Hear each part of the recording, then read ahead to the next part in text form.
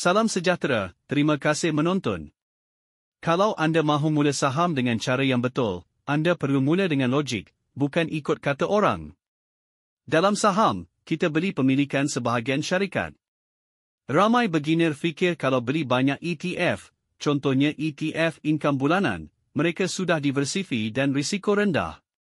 Sebenarnya, agihan dividen, harga, dan pulangan tetap berubah ikut prestasi syarikat dan kadar market. Ia tidak dijamin untung dan tiada jaminan sesuai sebagai strategi rendah risiko.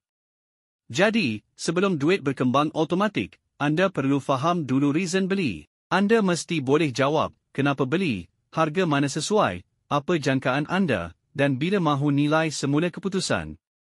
Logik ini akan menguatkan keyakinan anda masa market retrace. Pelaburan pula perlukan konsistensi, simpan setiap bulan dan labur ikut jadual. Jika ia dana lebihan, pastikan kos hidup dan emergency fund sentiasa tersedia supaya emosi stabil. Jangan sentuh syarikat atau ETF yang anda sendiri tak boleh jelaskan logik dia.